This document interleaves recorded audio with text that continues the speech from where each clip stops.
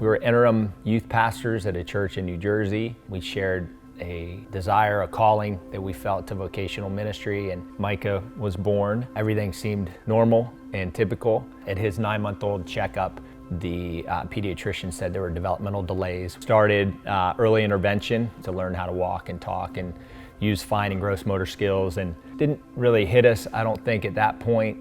I think the wake-up call for us was he had his first seizure when he was 2.5. I think that started making us think, wait, is there more going on here than we thought? I began to feel kind of alienated because I think people just didn't know what to do. We started talking about, man, if we feel this isolated right now and feel like nobody understands, including family, what do other families coming into church in other places feel like? I don't want that for them.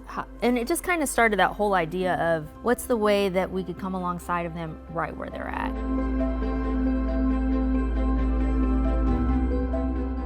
God just started, bringing families of children with Down syndrome, adults with various disabilities, autism, visually impaired, things like that. And because we were on staff as associate pastors and youth pastors, they looked to us for advice and resources, and because we had a child with special needs, they also knew we understood. So we pastored for a little over 4 years and really felt that God was calling us to come alongside other families like our own. We were invited to speak at a church in Decatur, Arkansas, of all places. We spent about 8 days there, spoke at 2 services, and God just really spoke to our hearts and gave me the words to say, and shared a vision that God wanted to start a disability outreach center in Northwest Arkansas. And then just the vision of rest, recreation, education, support, and training for families, which is really our foundation, and also the greatest source of rest found in Jesus Christ himself. Micah and other individuals like him are made in the image of God. They're people. They need to hear the gospel. He knows right from wrong. We can verify that. We've raised him up in the way he should go, and we have seen him respond to the gospel and accept Jesus, and he loves God and he loves people, and that's really the vision that God put in our hearts. And so we prayed about it. We couldn't get Arkansas off our mind. Really felt the urge and call of God to this area. Most communities don't have a facility that provides respite or temporary rest. We're the only one in Northwest Arkansas that has an after-school program for kids with special needs. The Parents' Night Out for children with special needs and their siblings, and that's all the way up to teens. The concept of the rest center is kind of a one-of-a-kind, state-of-the-art facility with the interactive equipment and the opportunity to build relationships with others, and to help bring about awareness and training to learn better to interact with individuals with special needs and their families. We opened our doors to the downtown space in December of 2011. So I think it was the spring 2012 drive, that KLRC fundraiser drive, that we volunteered as a team.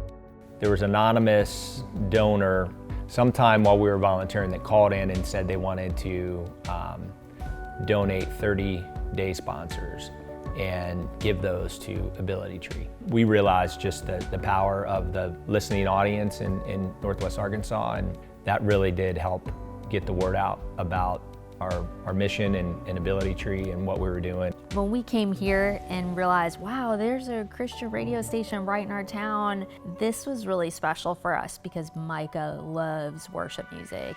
Worship music in general has been just something that brings peace to our home, to Micah. There's been a lot of songs that over the years since we've been here, and just songs that I hadn't really listened to the words to before, that would hit me just right at the right time. God would use KLRC and the music to just encourage me, know that he was with me and that he was with Micah, and that he had the answers. He knew what was going on, and for whatever reason, he was allowing us to go through that. This is a special town, and I think John Brown University, that KLRC ministry has really allowed that and been a big part of why this is such a special town. But without the generous support of individuals throughout Northwest Arkansas and beyond for KLRC, we wouldn't have been blessed by KLRC. If KLRC didn't exist, then there's a lot of things I don't think we would be where we are right now. When you support KLRC, you're doing a lot more than you realize. Yeah, you're helping the radio station to stay on the air, but the impact, the ripple effect is far beyond that. You're impacting ministries, you're impacting people that you don't even realize. We're blessed, we feel grateful, very thankful for that.